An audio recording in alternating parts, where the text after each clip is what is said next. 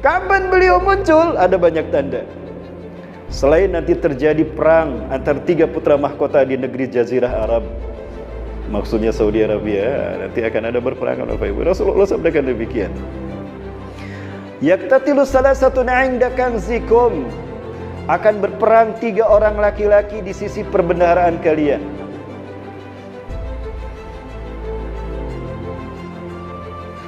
Kulluhum ibnu khalifatin, 3-tiganya anak raja putra mahkota. Thumma la yasiru wahidun minhum ila wahidin minhum, tapi salah satu dari 3 putra mahkota ini tidak akan pernah bisa menjadi raja. Kenapa? Karena yang menjadi pemimpin adalah Imam Mahdi. Hari ini yang berkuasa adalah Raja Salman. Namun Raja Salman sudah seringkali ada upaya untuk pembunuhan. Jenderal pendampingnya sudah tidak ada. Abdul Aziz Al-Fagham adalah jenderal yang kuat yang selama ini melindungi Raja Salman. Beliau sudah tidak ada. Ketika ada seseorang yang ingin menembak Raja Salman, beliau menghalanginya dan peluru itu bersarang di tubuhnya Jenderal Abdul Aziz Al-Fagham. Maka sekarang beliau kehilangan jenderal terbaiknya. Nah, sebagaimana hadis Rasulullah SAW tadi, akan berperang 3 orang laki-laki di sisi Ka'bah. Maka saya katakan 3 laki-laki ini adalah keturunan Raja Arab, karena Rasul sebutkan Ka'bah. Penguasa Ka'bah siapa? Saudi Arabia, berarti kan? Ya, kulluhum ibnu khalifatin, 3-tiganya putra mahkota.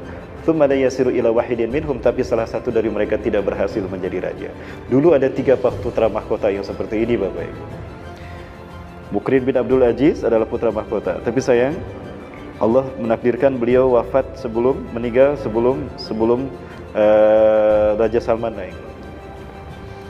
Mukrin bin Abdul Aziz naik helikopter dan helikopternya ada yang menembak sehingga jatuh dan meninggal. Beliau hancur, tubuhnya terbakar bersama terbakarnya dan hancurnya helikopter yang beliau tumpangi.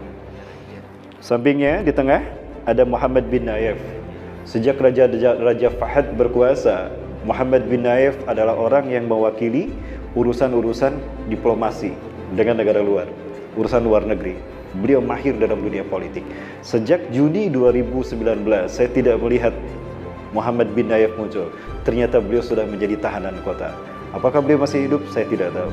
Dan yang terakhir tinggal Muhammad bin Salman. Maka inilah yang kemudian diangkat menjadi putra mahkota. Seringkali kami mendengar persertuan antara Muhammad bin Nayef dan Muhammad bin Salman.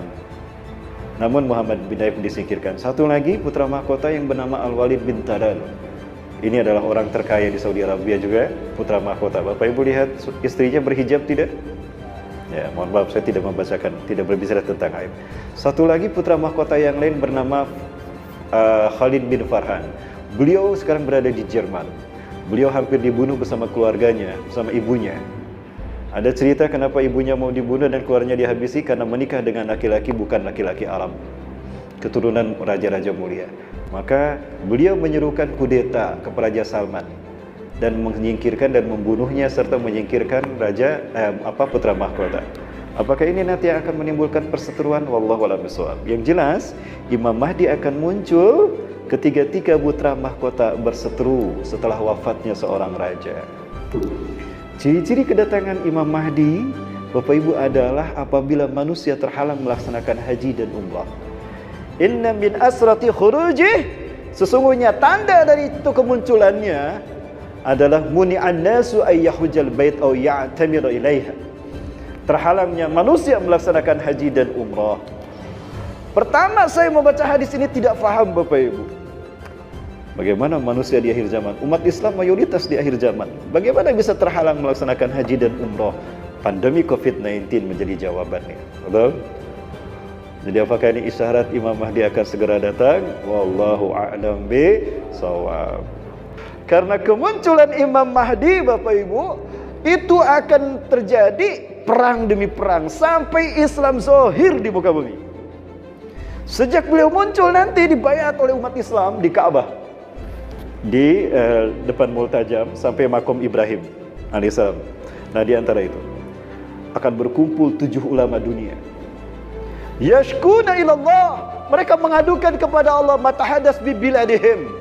Mereka mengadukan kepada Allah tentang fitnah yang melanda negara-negara mereka.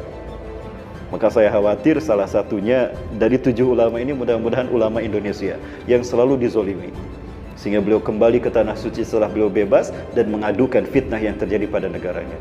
Apakah itu imam besar? Mudah-mudahan. Amin. 7 ulama tadi mengadu kepada Allah, ya Allah, anzil nusrataka ya Rabb, anzil nusrataka alaina, turunkan pertolonganmu kepada kami. Sudah dahsyat kezaliman terjadi di tanah air kami, di negeri kami. Masing-masing mendengar, loh kok doa kita sama? Siapa Anda? Maka 7 ulama ini bersatu. Lalu sepakatlah mereka mencari Imam Mahdi. Ketemu tuh orang yang disebutkan ciri-ciri Imam Mahdi tadi. Apakah beliau sudah ada? Apakah hari ini beliau sudah ada? 7 ulama tadi menemukan orang yang ciri-cirinya disebutkan Rasulullah SAW. Rambutnya ikal sebahu, ya, alisnya halus, lurus dan indah luar biasa. Aknal anfi, hidungnya mancung sehingga terlihat tipis, matanya menjorok ke dalam, ya, di pelipis matanya itu terlihat warna hitam. Launul Arabi wa jismuhu jismu Israili, kata Rasulullah. Tubuhnya seperti tubuh orang Israel, Bani Israel, ya, tapi warna kulitnya warna kulit orang Arab. Huwa min ahli baiti, min utrati, dia dari keturunanku, dari Al Hasan bin Ali. Ya. Perutnya ada sedikit besar, ya, di pipi kanannya ada tai lalat. Ya, apabila beliau tersenyum terlihat celah di antara 2 giginya. Ya, seperti saya ini ada celahnya, jadi sudah mirip dengan saya. Satu, cuma itu aja. Matanya menjorok, saya sudah mirip beliau.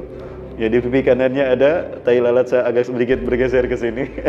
Perutnya agak besar, papahanya kecil, di pundaknya ada tanda kenabian. Iya. Apabila tersenyum, beliau terpancar cahaya keputihan, kata Rasul, dari giginya. Harum wangi tubuhnya. Ya, kalau kita cahaya ke kuning-kuningan, ya, kalau kita tersenyum, ya, sedikit memudar. Bapak Ibu yang dirahmati Allah Subhanahu wa taala, beliau ini pasti akan muncul. Nah, kata beliau tadi, nah, orang-orang 7 ulama ini menemukan beliau, kata Rasulullah. Anta mahdiyan, ibsit yadaka yubayyuka ala sami wa ta'ah.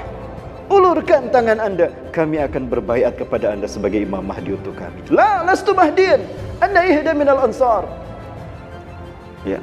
Khata'tum bil nafar bis syahid, khata'tum bi. Aku bukan Imam Mahdi.